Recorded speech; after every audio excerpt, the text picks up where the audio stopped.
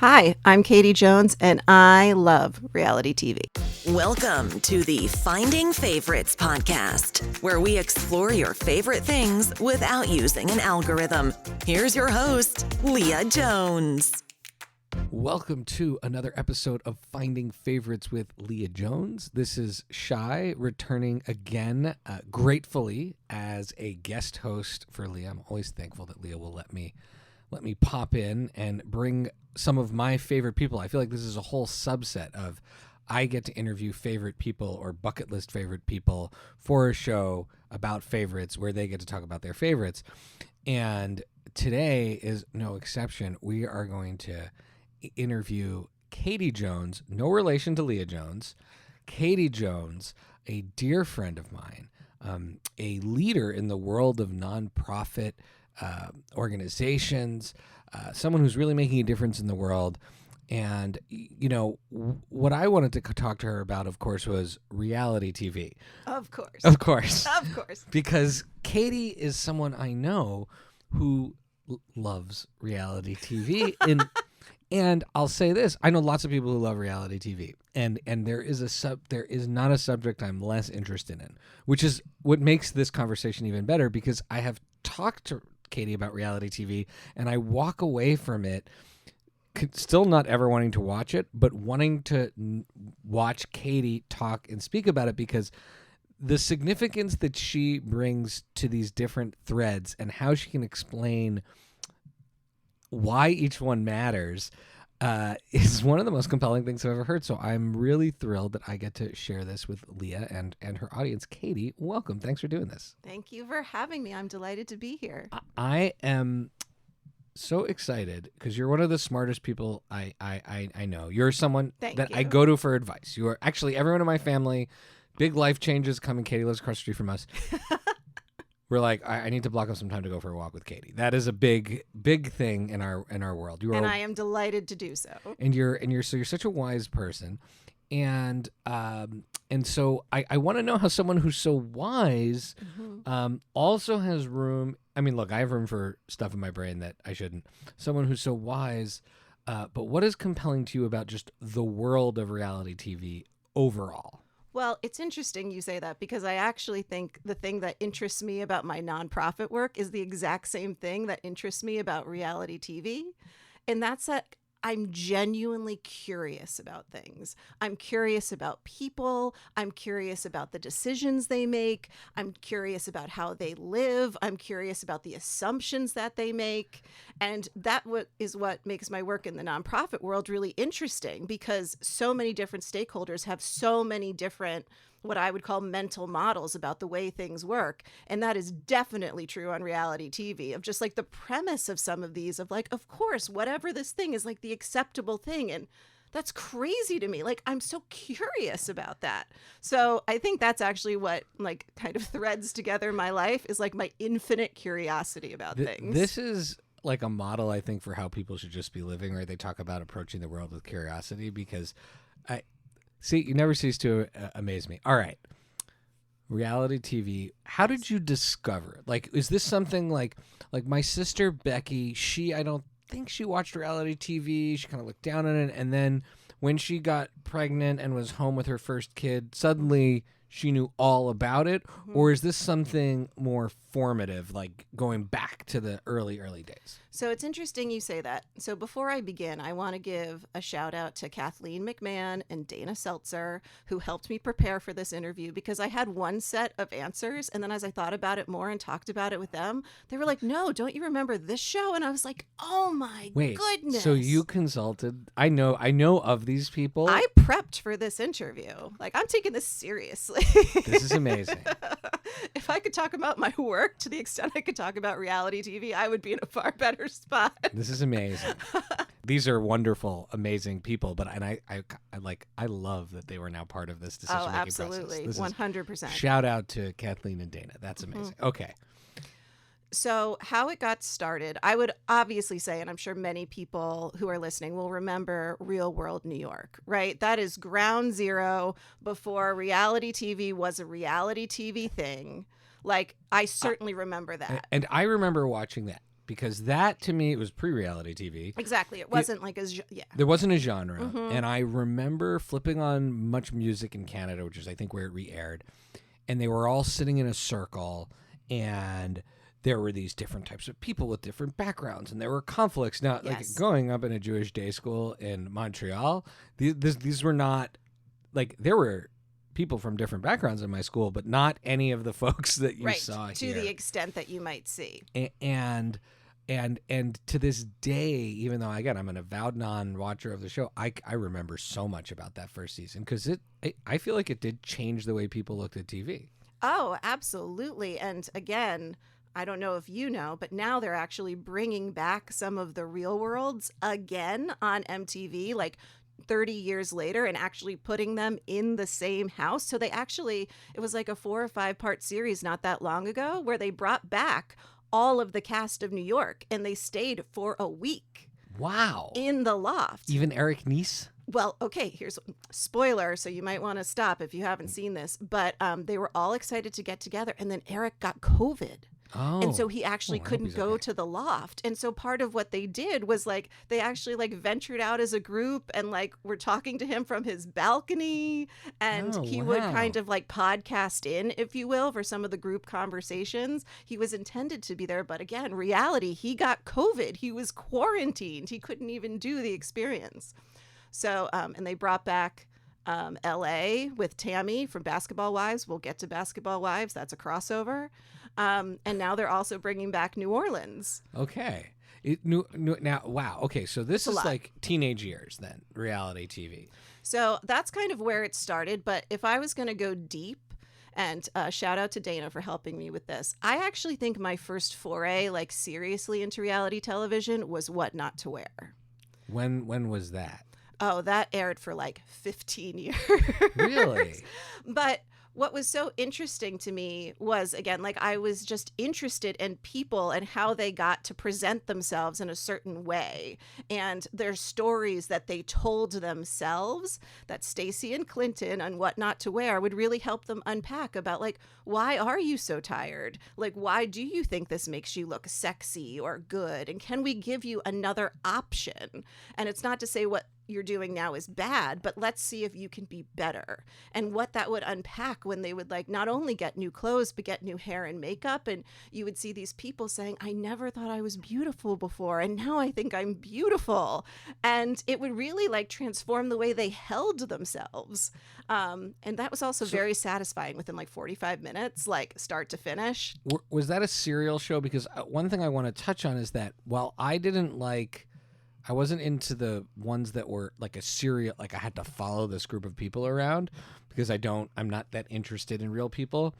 I can't tell you how many hours of Eliminate and What's The Eliminate? Fifth Wheel I watched. Do I have to start watching these now? These are old, but I would love to show you these. Spin-off. These were on. That's right. Just you and me rewatch Eliminate episodes. What's the like Mystery Science Yeah, Theater where yeah. it's just like our silhouettes? That is interesting. So Eliminate was in the wake. It was in the early 2000s or maybe late 90s. I was in college, and it was on. I think it was on back when Spike TV still existed, or before Spike TV was Spike TV, when it was like TNN or something, whatever it was.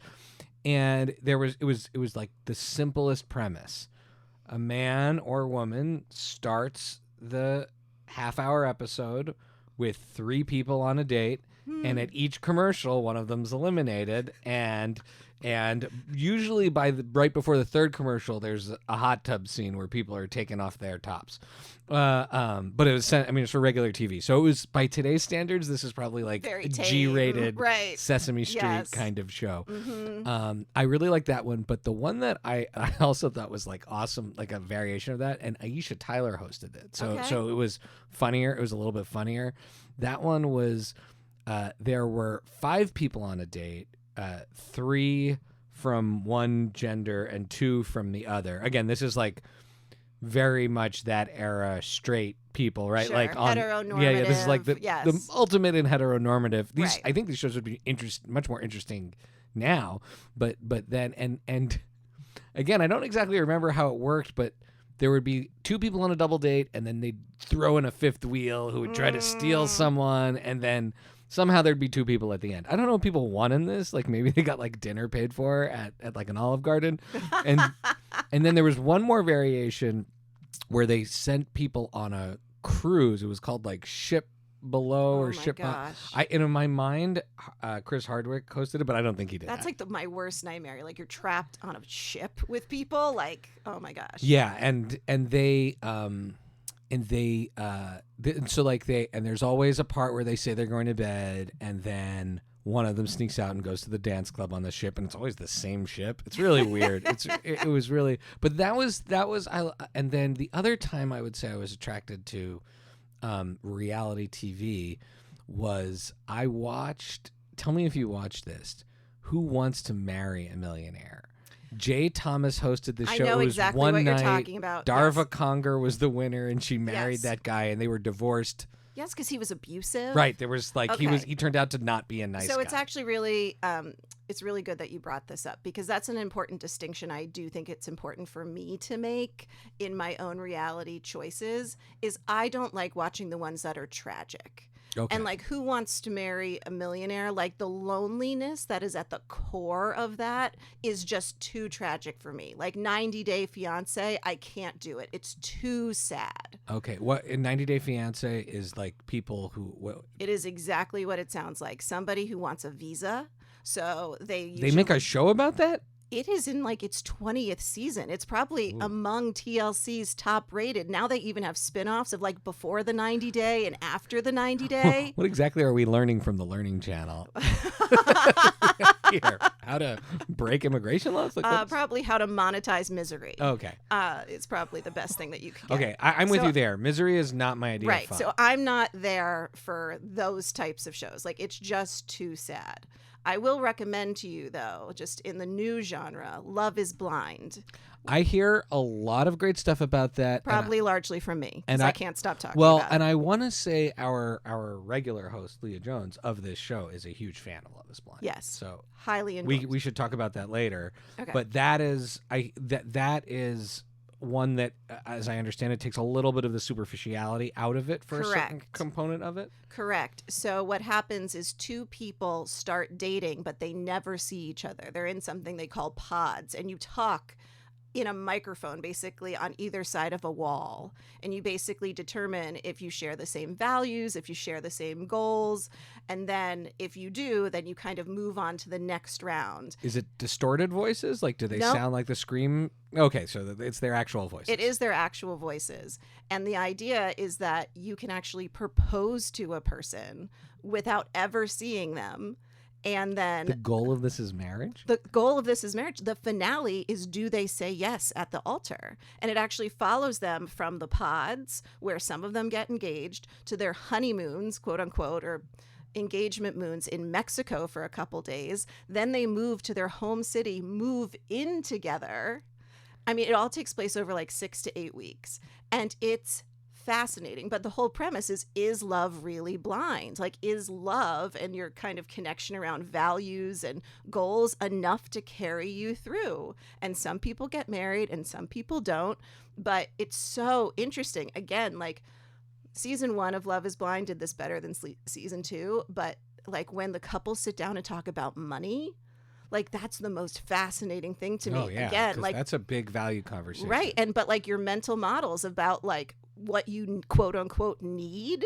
I mean, that's a really big deal. And to see people like kind of juggle that with somebody they're engaged to, like it's fascinating to me. So before we take our first break, which will be in a moment, so here I feel like you're maybe hitting on something that, aside from your curiosity and the fact that you feel like you've learned stuff from this, do you think then that there are actual relationship lessons that people can get from some of these shows? Because I will say, like Queer Eye, which I classify as reality TV, Okay. Yes. because it follows that sort of makeover thing. Uh-huh. My kids and wife watch that show nonstop, and Yes. I love pretty much everything my kids have learned from that show. To me, has been like a positive learning opportunity because of the values and sort of the way that show tracks. I'm not saying all of these shows are for kids. Do you think that do you think that self-aware enough people can actually learn about relationships and what to do and what not to do from some of these things, or is it purely mindless entertainment? I think that's a good question for me to ponder after the break. Okay. All right. All right. Cliffhanger, people. We'll be back in a moment.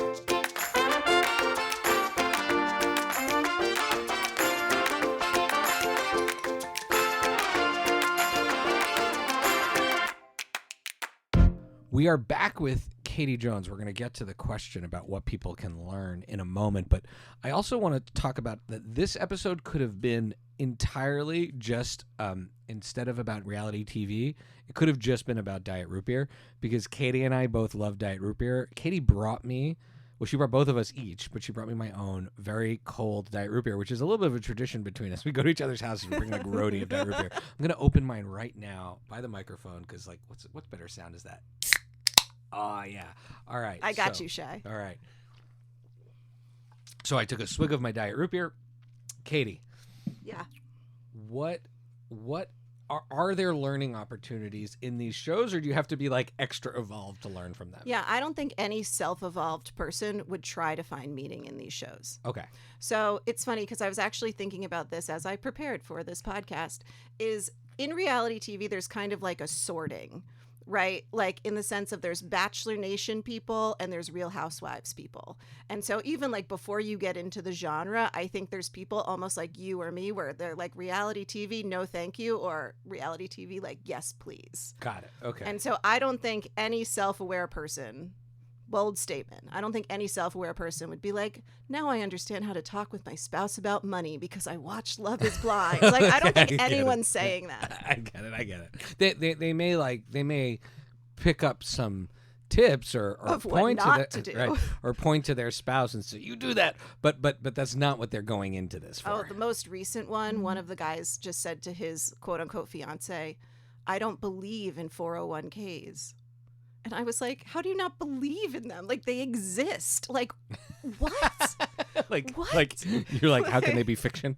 Right, exactly. It's like, I don't believe there's a microphone in front of me. Like, what? Got it. So, okay. So I don't think you're taking much lessons. All right, so you talked about Bachelor Nation. You talked about Real Housewives. Yeah. Let's sketch out the different types. We've alluded to a few different, like, so in my mind, I have like these.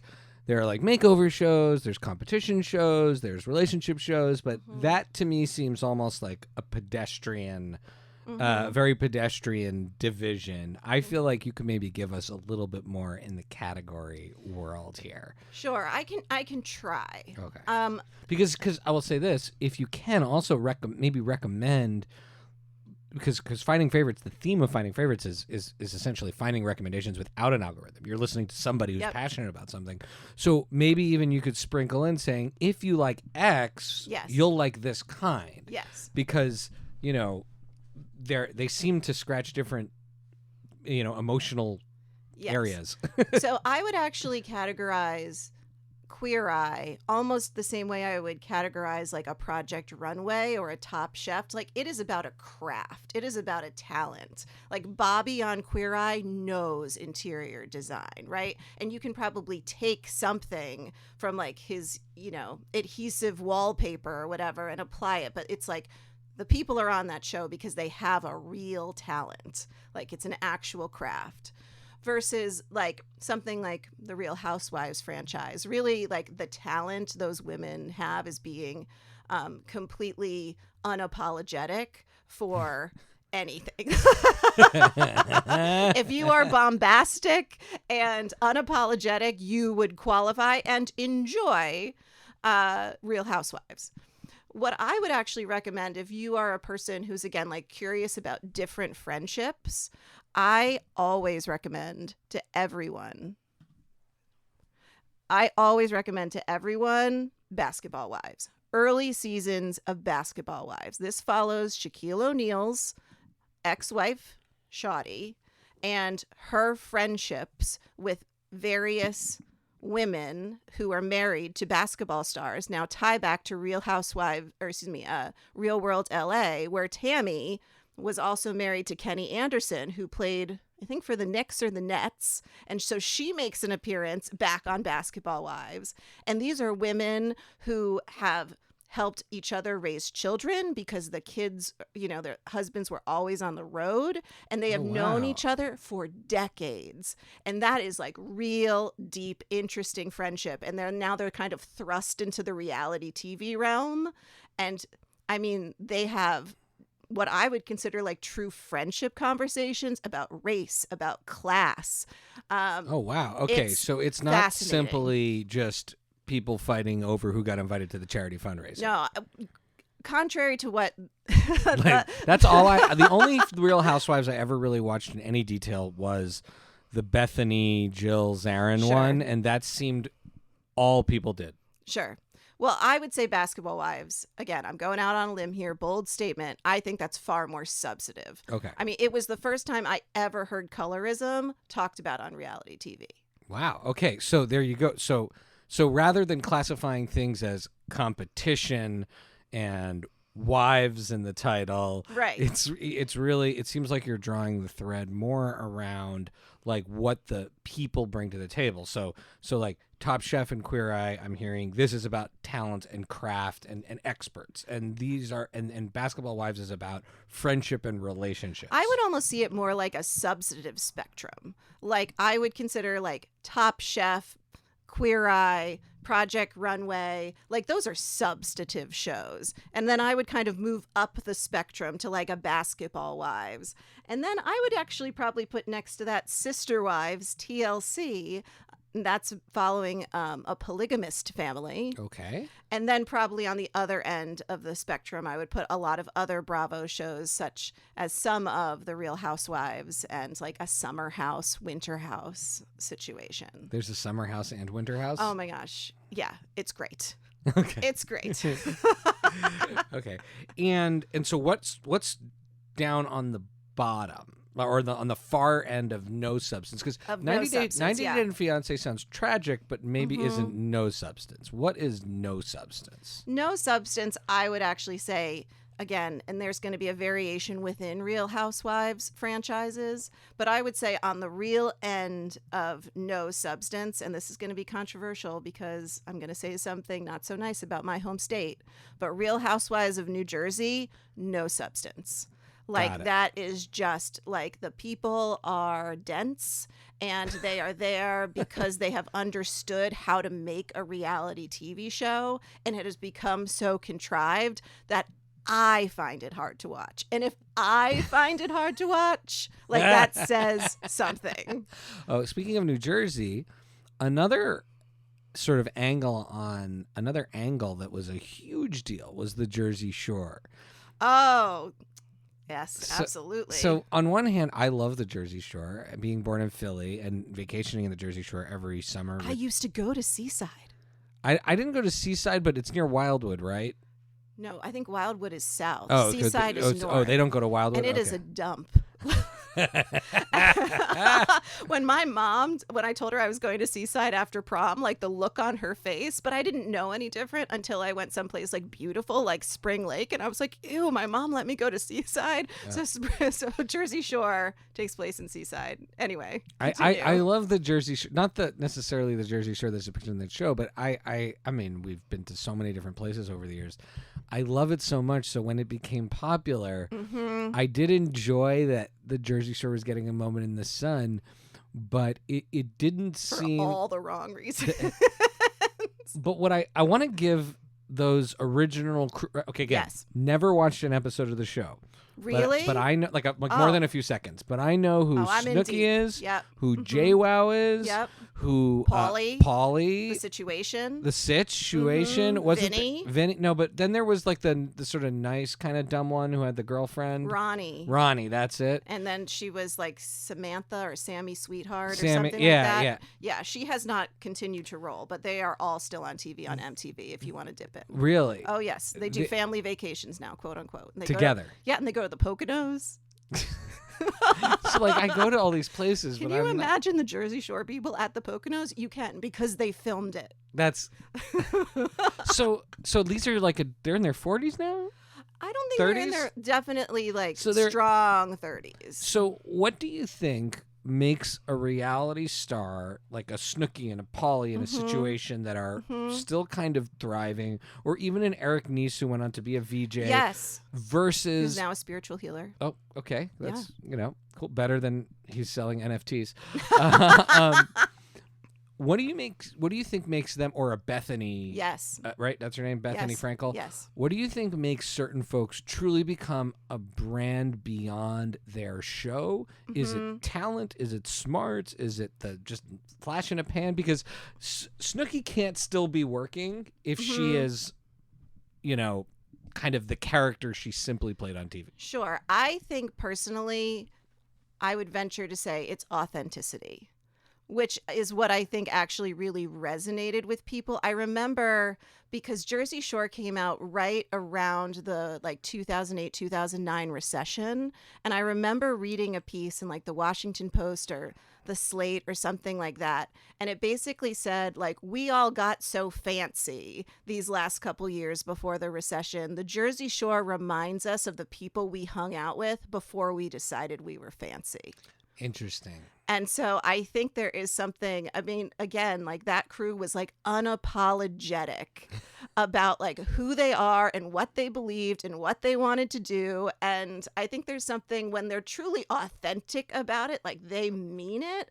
I think that's something really compelling. I think especially now with so much social media and so much seems so inauthentic, when you actually get those nuggets, I think that's something. And Bethany's drive, that was fundamental to her. Her as an entrepreneur. Correct. People connected to that. I think so. And why do you think that she, let's say, outdid, right? I guess her and Jill Zarin had the falling out. They did. And Jill, you're hanging in there for a person who doesn't watch reality TV. I mean, but I feel like some of this stuff is dated. But there are things like a Bachelor I couldn't tell. I think one of the guys from the New York Giants was a Bachelor once, and that's all I know. I mean, I'm not a Bachelor person. I'm a Real Housewives person. So Bethany and Jill have this falling out. Clearly, the Bravo brand sides with Bethany because, Jill maybe gets, as I understand it, a guest spot once in a while just so they can humiliate her, or the Countess can punch her or uninvite her to something. What? Right? Because there's a Countess, there is a Countess or a Duchess, whatever. Yes. What do you think makes the company say, okay, we're putting our money behind Bethany? Is it ratings? Is it no? Bravo gets a cut if you promote a product on the show. Part of your agreement is that you agree to give Bravo a portion of your proceeds. And Bethany has a multi-million-dollar company. Got it. So, I mean, I forget what Skinny Girl sold for when she sold the alcohol arm, but Bravo got a portion of that. She makes them more money. Oh, okay. But that's also why so many housewives, it's why are we hawking now we're hawking Teresa's workout wear or something on Real Housewives. No one believes she designed workout wear, but it's Bravo's happy to have them have this platform because they get a cut for it. Got it. Here's how I know this, because there have been Bravo celebrities who have refused to give Bravo a cut, and then Bravo cuts them out. Oh, it's Andy Cohen just right. Okay. Now people are not available to interview. They are not available to endorse. If you are not giving Bravo a cut, you do not have access to the assets. Wow. Okay. So now what do you think of, right? So these shows become big, and then we'll take another break in a minute. What do you think of what I call the enablers of all of this, the Andy Cohens that are at the center of this, right? The folks who do the after shows and I'm am I an enabler of it? No. You're a fan. No, but I'm talking about the engineers, right? Right, Andy Cohen, he reminds me a little bit of. Do you watch the Hunger Games? I know the premise of the Hunger Games. There's Stanley Tucci's character, the one who says may the odds be in your favor, the game show host, who's sort of I guess he's not really at the top of the chain. I think Andy Cohen might actually be more so at the top of the chain, but the folks that are essentially making all of the money no matter what happens and pushing the drama and pulling all the things. What do you think about their role in this? Are they needed? Are Andy Cohen's after shows in any way helping this and part of this, or is this just more, or it's just them putting themselves in it?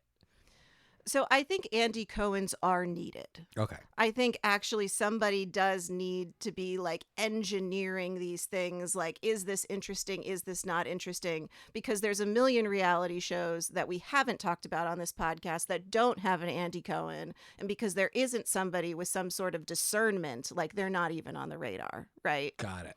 Okay. So I think that like an Andy Cohen, who was an executive producer and like almost became like a reluctant host at first, at least, back 15 years ago. I think that there's absolutely a role for somebody like him with a discernment. But now there's all these like quote unquote watch parties that they do with like some of the like the Bravo stars, and that I'm not into.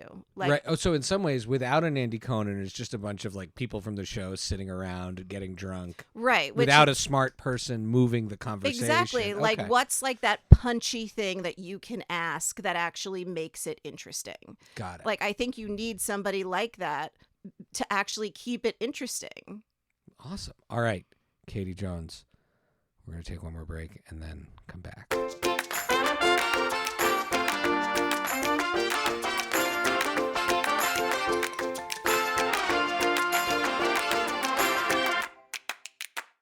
We are back now with Katie Jones, and we're now going to have a bit of a face-off. Yes. Okay, this is I'm ready to go. This is a I'm hyped up on diet root beer. Finding favorites face-off, because I think that Katie and I have different tastes, but I think a similar passion for whatever we watch. And so I enjoy. I don't enjoy watching regular people. I like, even if it's a biography thing, I'm interested in it because I'm interested in the storytelling and less interested in the humans.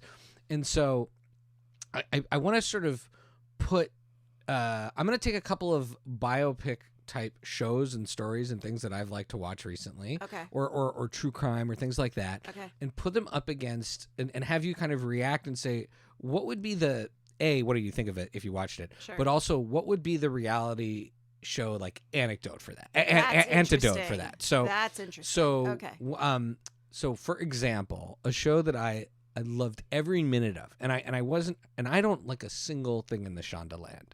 Like I hope, I would never want a family member going to that hospital, because if you're lucky, you'll survive and the doctors will only have sex on your body in the operating room. One of my besties is like, there needs to be a social worker on Grey's Anatomy. Like, if there was a social worker, we would have a different hospital. But anyway. Yeah. But Inventing Anna, I was mesmerized every single minute of it. I'm bored.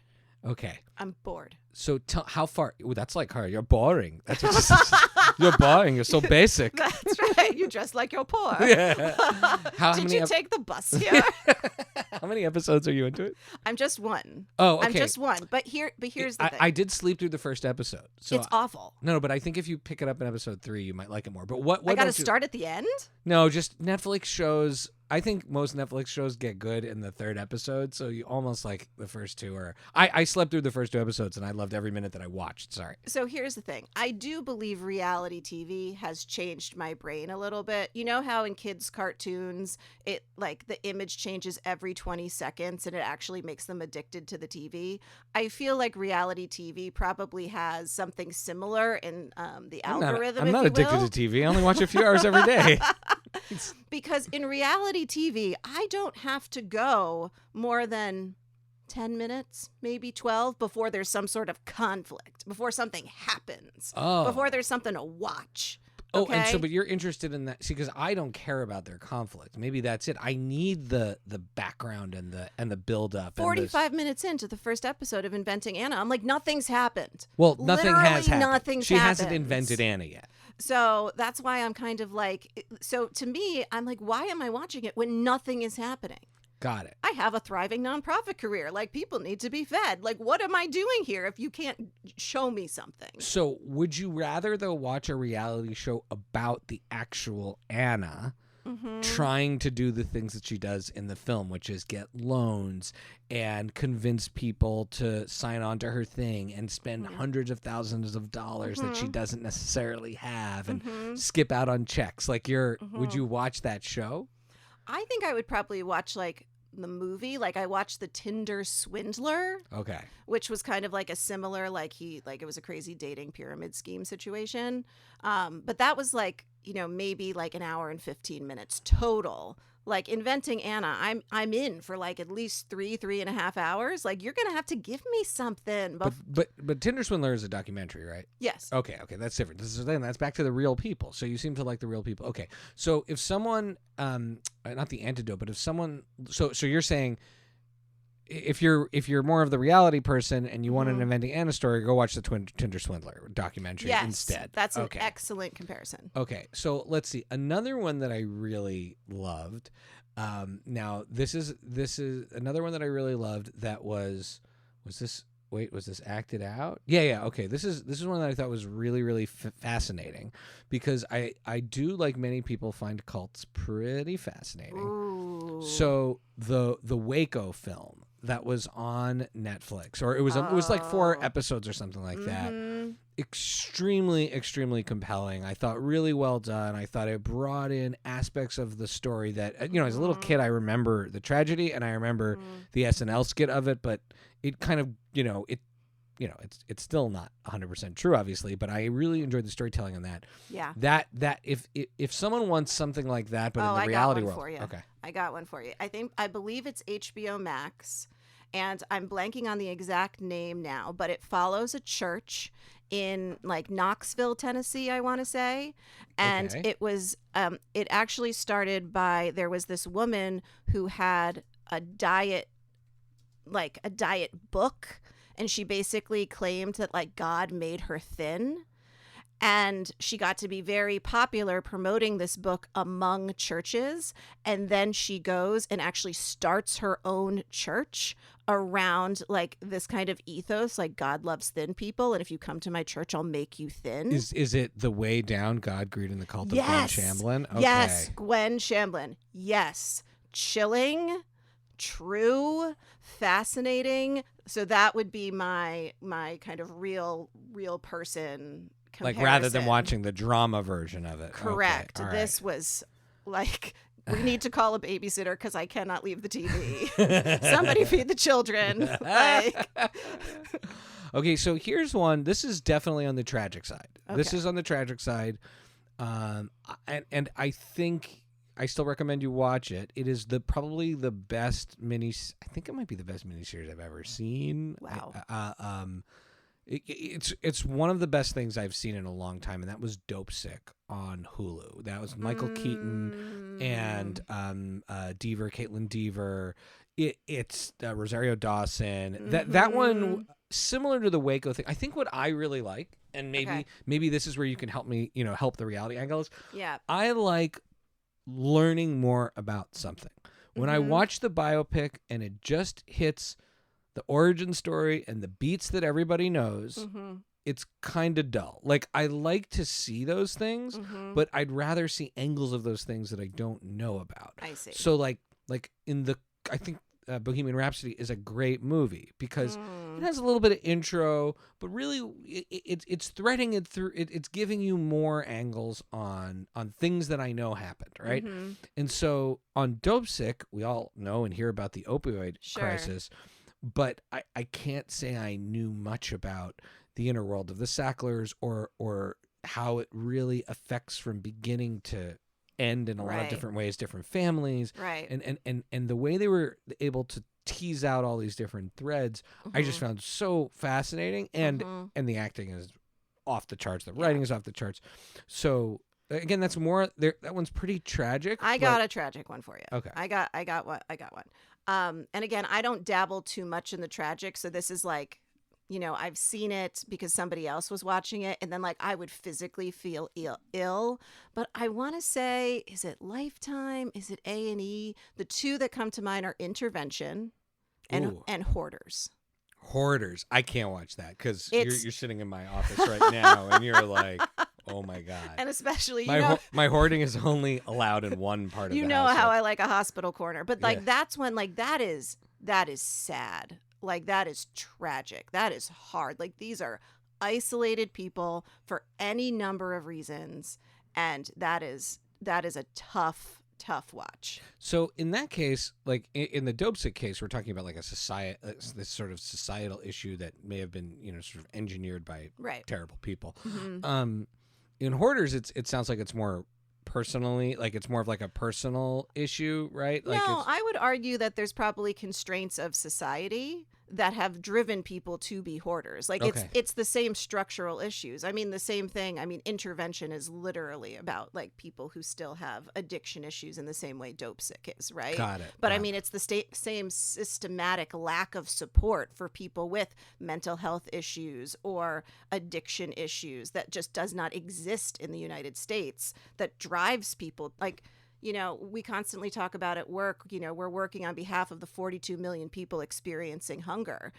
42 million people aren't doing it wrong. Like there are systems in place that make this so. So I think that in the same way, like intervention in Hoarders kind of captures a piece of that. See, you're always so wise. Always so wise. It's really powerful. Okay. And let's say, so I'm trying to think of like, more of like a funny, almost surreal, real story. So like I think of some of these biographies that are almost like like they're real, but they're also fictitious. I'm thinking of this is kind of a funny one, Howard Stern's Private Parts. Okay. Or there's this new Weird Al one being made where Daniel Radcliffe is going to play Weird Al Yankovic. Oh, that's fascinating. And I'm sure they're going to be. Like Private Parts, it might have some moments in it that are real, but it's going to have a lot of surreal kind of wackiness about this. Is there a reality? I got one. Oh wow! I do already, and I don't know this one as well, but I've heard wonderful things about Drag Race. Oh, okay. But in the sense, like it follows the I hear human. that as a inspiring, awesome show. Yes, absolutely. That's RuPaul's show. Correct. Okay, yeah. And they actually launched one in Canada. Oh, wow. There's that's a awesome. Canadian version with Brad Goreski, who was also on Bravo, but again, crossover. Cool. So, but again, like it follows the human. There's also like this performative piece of it. So. All right, cool. Yeah, dabble in that. Okay, all right. Well, that is the best thinking on anyone's toes I've pretty much ever seen in an interview. Katie, I want to now throw. So you alluded that I know a little bit about reality shows. I now, as I always like to do when I'm guesting on Five and Favorites, I like to bring in a little flavor of Friday Night Movie, and which is my regular podcast. If the listeners want to hear it, on Friday Night Movie, we play our signature game Buy, Rent, Meh. Okay. Where you get 3 things, and you have to assign each one of those: the buy, the rent, or the meh. The buy being the most valuable, the rent being the second, and I'm then literally writing it down because I need to concentrate. And then the meh is actually whatever you want it to be, because sometimes I throw things out that people don't know. And okay. So we're just gonna play a couple rounds of buy, rent, meh around the reality shows that I actually have either liked or have some kind of connection to on sort of a deeper, like where I could actually have a conversation about these things, even though I don't know what a Vanderpump is. Actually, I still don't know what a Vanderpump is. Oh, okay. I still can't figure it out. Okay. I'm not sure if I'd recommend it to you these days, but okay. Okay, cool. So no Vanderpumps. And I don't like the ones with the people with like 38 kids. Like the John and Kate situation. Yeah, I feel like that situation unraveled, right? Yeah, that was tough. That went bad. They were pioneers. Okay, yeah, and and the kids, okay. All right, so I have liked, again, a little bit more on the zany side. So, and in the VH1 early days when their reality TV was connected somewhat to the themes of what that channel is supposed to be, which in my view was like, the History Channel of music or the A&E of music. But now like A&E is garbage too, so it's hard to tell. So the Surreal Life, which had 6 or 7 good seasons until the Omarosa was season. that like Flava Flav and Bridget? Bridget? So Flava Flav and Bridget was. Yes, I think that was like the peak season. I think that season was really special. So I would start there. I would start with the Surreal Life. Okay. Flavor of Love. Ooh. Which was Flavor Flav's. Oh yeah. Yeah. And then I guess it's more of a dating show also, which was the one with Brett is it Brett Michaels or Brett Michaels? Ew. Rock of Love? Yes. Rock of Love, yeah. Every rose has its thorn of love. I'm like actually physically twitching. Yeah. But then wasn't there one with Tila Tequila also that was like a shot of love and tequila I or was something actually like thinking, wasn't Cardi B on one of the VH1 shows, and she launched off of? I don't know. Well, we're gonna consult while you answer my question about Surreal Life, Yeah. Flavor of Love. Because I'll buy whatever Cardi B is on. Okay, but like I will buy okay, that. But what are your memories of the Surreal Life? Because I would say that to me is probably my all-time favorite because that show is ultimately very humanizing for characters that like Vanilla Ice. And I found it deeply tragic. Really? I mean, it was sad. It was sad. I mean, it was really sad. So again, like I didn't go. Again, I remember the happiest parts, right, of Flava Flav and Bridget Nielsen. Yeah. So I remember like the happiest parts of that. But so. And there's what's the lowest one? Meh. Well, it can be if you want it to be. Because then that's what I'm doing. Okay, so Cardi B was on the television series Love and Hip Hop New York. Okay, which was a VH1 show. Yeah, but that one actually. So bye. But I know, but that wasn't on the list because I'd never heard of it until just now. But it can be. I can add to the list, right? Oh, okay, all right, fair enough. So bye. Cardi B, bye. Yes. Okay, so you're just buying Cardi B. Yes, that's a Lily move. That's what my sister does. Adds her own thing. All right, Surreal Life you find tragic? I do, but I mean, at least I did consume it, so that would have to probably be my rent. Okay, and then the ones with the word love in the title, Flavor of Love, Rock of Love. Yeah, trash. Meh.